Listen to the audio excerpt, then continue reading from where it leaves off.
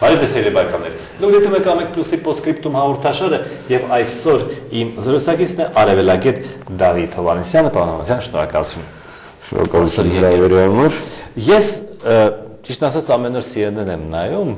եւ այնտեղ, եթե ոչ առաջին, ապա երկրորդ լուրն է Սիրիայի իրադարձությունները։ Այսինքն սկսած Հուլա քաղաքում այդ տեղի ունեցած այդ սպանդից ամեն օր նրանք ինչ որ մի բան հաղորդում են, ասելով, որ այդ շիաները կամ չիմեն այդ ալևիները նրանք Ասադի մարդիկ են, Ասադի բայավիկներն են, որոնք այդ դաժանությունը կատարել են։ Դա իրոք այդպես է, թե գուցե բանը գլխներին սարքում են Սիրիայի իշխանությանը։ Ես առիթ արդեն ունեցել եմ նաև ձեր հաղորդման մեջ ասելու զանգվածային լրատվության մեդիաների շատ կողմնակալ դիրքորոշման մասին, ասենք Թունիսում կայացած ցույցերը, սիրիական ցույցերի տեղ տալը եւ այլն։ CNN-ի բևեռվածությունը Սիրիայի վրա ուղղակի մեզ ցույց է տալիս, թե մեծ միջին արևելք ծրագրի կիզակետը այսօր որտեղ է գտնվում։ Այս իրան չափազանց կարևոր է, թե աշխարհը քաղաքական տեսանկյունից, թե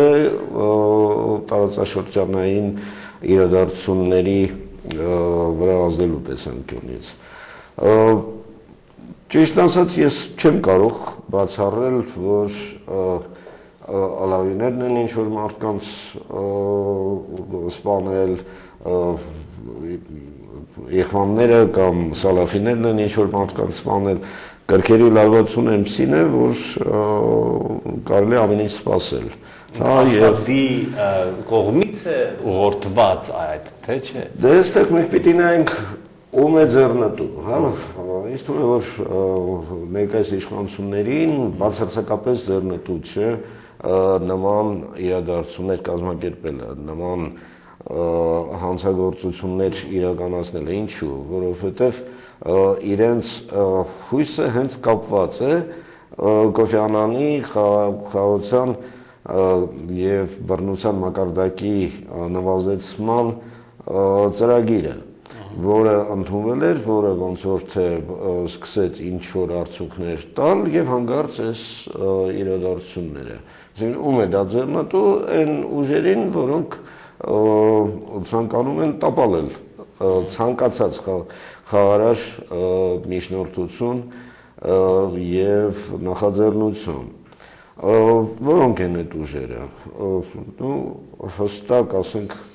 կարելի է ասել, թե ով է զինում այսպես կոչված ընդդիմությանը։ Այդ Հոմս ընդհանրապես գավառում, հա, այդ մարդկանց։ Դա Հոմսը շատ, գիտեք, հեշտ հասանելի է մի քանի կետերից, հա, ասենք Լիբանանյան սահմանից շատ հեշտ է Ազաբադանի ճանապարհով, Թուրքիայից Իդլիբի վրայով, այսինքն ինֆիլտրացիան դեպի այս շրջանները Հոմս համար շատ հեշտ է իրականացնել, այնպես որ ասել, որ հենց Հոմսն է այնտեղ, ես գոնե շատ զուր կմեկնաբանի, դա։ Ինչ բան է ընդդիմությունը, չափազանց խայտաբղետ, բայց հիմքը այդ զինյալների դա հենց սալաֆիներն են, այսինքն ծայրահեղ ռադիկալ իսլամիստական խմբեր։ Եթե հիշում եք Սենատի լսումների ընթացքում Հիլարի Քլինտոնը ասաց, որ մենք չգիտենք, թե ով է այդ ընդդիմությունը։ Հա, այստեղ որոշ մեկնաբանություններ եղան, որ այսինքն այդքան էլ ոչ կոմպետենտ, իրականում ինչ էր ասում Հիլարի Քլինտոնը, որ մենք շատ լավ գիտենք ովքեր են, հենց այդ պատճառով էլ զենք չենք տալիս։ Իսկ ով է դրանց տալիս զենք։ Ֆինանսավորումը գնում է հիմնականում Սիրիայից եւ Թուրքիայից եւ հենց ճամբարները, որոնք Թուրքիայում են տեղադրված, այնտեղ էլ մարզումներն են տեղի ունենում։ Ճիշտ է, ասենք նույն թուրք պաշտոնյաները ասում են, որ շատ անկազմակերպ են եւ շատ դժվար է դրանց մարզելը, կարգապահ չէ եւ այլն։ Թուրքիան կարող է դա անել առանց Միացյալ Նահանգների թույլտվության։ Նախ եւ առաջ Թուրքիան միշտ աչքի է ընկել իր ինքնուրույն քաղաքականությամբ, երկրորդը ես չեմ ասում, որ Միացյալ Նահանգները զերծ են, հա, այս իրադարձությունների վրա իրենց ազդեցությունը իրականացնելուց, ընդհակառակը բնականաբար Միացյալ Նահանգների շահերից բխում է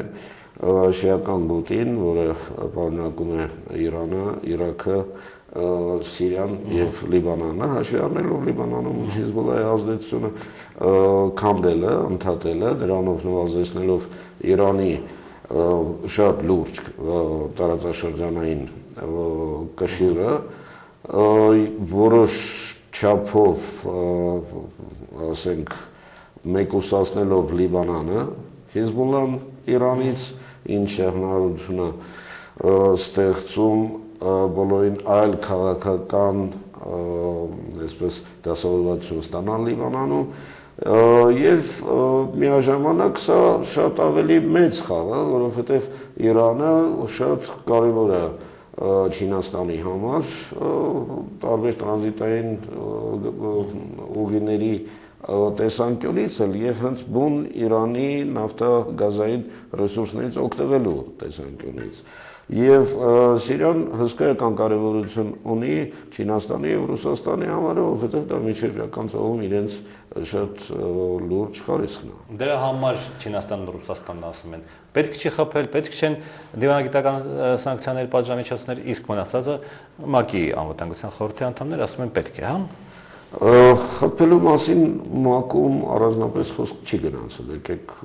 ճիշտ այնուամենայնիվ հարցադրումները ձևակերպենք, սանկցիաների մասին, հա, եւ վերջին լսումներին ամսի 3-ին որտեղ ունեցան եւ երեկվա ինտերվյուներում թե Պան Գի Մունի, թե Կոֆի Անանի արտաքին զինված միջամտության մասին խոսք չի գնացել։ Այդ գաղափարը հիմնականում լրատվամիջոցներով է։ Հա, դրսում կամ տարբեր ոչ այնքան կարևոր քաղաքական գործիչների շուրթերից, հա, իսկ այնտեղ խոսքը գնում է սանկցիաների եւ պատժամիջոցների մասին եւ պատժամիջոցների խստացման մասին, ինչին եւ Սիրիան եւ կներեք Ռուսաստանը եւ Չինաստանը եւ Իրանը եւ մի շարք այլ երկրներ նույնպես դեմ են, նաեւ իսլամական երկրների տարբեր այսպես միջազգային կազմակերպություններ, որոնք արտահայտում են իրենց դիրքորոշումը, որ պետք է իրականացնել որևէ ձևով, բազե որոշակիորեն իր վիճակը փոխվել է, Կոֆի Անանի մոդիֆիկացված տարբերակը, ծրագրի մոդիֆիկացված տարբերակը, բայց նաև նոր նախաձեռնություններ կան եւ հենց նույն Կոֆի Անանի, որ հակադրելով, չնայած նա իհարկե լավ դիվանագիտար նման բառեր չի օգտագործում, այսպես կոչված Սիրիայի բարեկամներ խմբին ստեղծել մի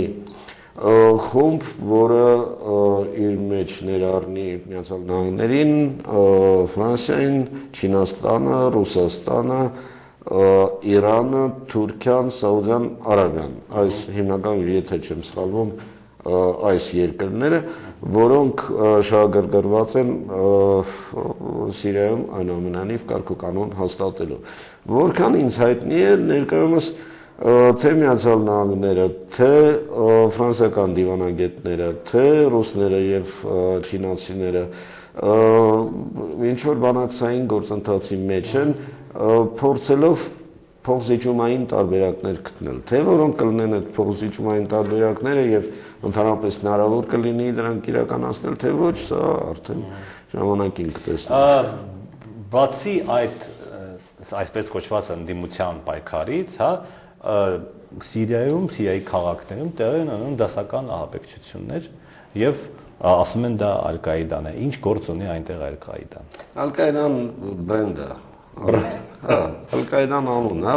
որը կապցնում են ցանկացած այդ տրամաբանության մեջ տեղավորվող գործողությանը։ Այստեղ մի քիչ ավելի վատ է վիճակը, այսինքն ոչ միայն կոնկրետ թող արատավոր, բայց գաղափարախոսությամբ ուղղորդող մարդիկ, այլ խուժանն է գլուխը պարզասել, որոնք այս քաոսի պայմաններում իհարկե իրենց ձուկն են ուզում բռնել, հա, պախտոր ջերում, Եվ դրա հետ են կապված առևանգումները, դրա հետ են կապված տարբեր տիպի սպանությունները, չէ, պայթեցումները դրանք օբյեկտիվություն են, որոնք իհարկե արդեն սալաֆի եւ խանջիական խմբերն են, սա հստակ։